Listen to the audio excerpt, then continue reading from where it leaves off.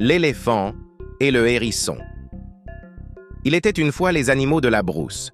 Ils vivaient entre eux, seuls sur la terre. En FN, non, pas tout à fait. Il y avait aussi dans la brousse les génies, les grands et les nains, qui, eux aussi, vivaient entre eux. Quant aux hommes, ils n'avaient pas encore fait leur apparition sur la terre.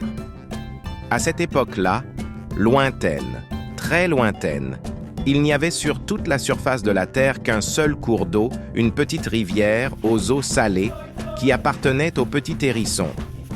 Un génie nain, un Wokloni, avait eu la gentillesse de la lui montrer. « C'est pour toi.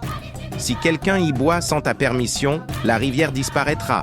Si tu refuses à qui que ce soit la permission d'y boire, la rivière disparaîtra pareillement. » De nature, le petit hérisson n'est pas méchant, malgré ses piquants qui lui en donnent l'air.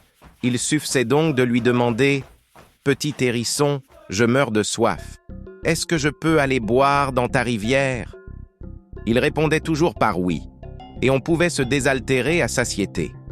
Mais un jour, l'éléphant, piqué par on ne sait quelle mouche, se leva et déclara « Moi, le plus grand de tous les animaux, le plus puissant, le plus fort, que je sois obligé à chaque fois de demander la permission à ce petit rien de hérisson, est inacceptable.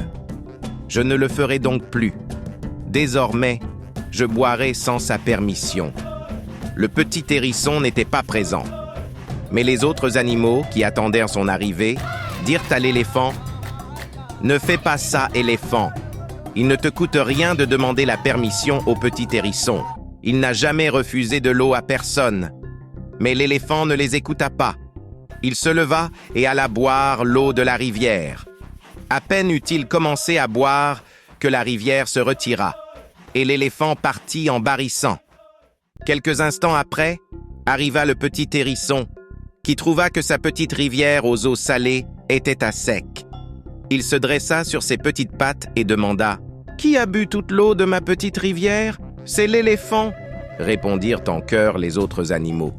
On le lui avait pourtant déconseillé, et le petit hérisson de se dresser sur ses petites pattes et de chanter de sa voix courroucée « Ma petite rivière à moi, l'éléphant l'a vidée. Si jamais je vois l'éléphant, si jamais je rencontre l'éléphant, je me battrai avec lui et je lui ferai rendre ma rivière. Parole de hérisson. » Ce disant, le petit hérisson partit à la recherche de l'éléphant. Il trottinait tout seul dans la brousse. De temps en temps, il se redressait sur ses petites pattes ou montait sur un arbre pour chercher l'éléphant des yeux. Il était vraiment en colère. Mais est-ce qu'un petit rien de hérisson peut vaincre le grand éléphant? Le petit hérisson marcha ainsi pendant longtemps. Ce fut vers le petit soir qu'il vit l'éléphant. Le gros pachyderme avait fini d'engloutir des tonnes et des tonnes de nourriture et se reposait aux rayons couchants du soleil.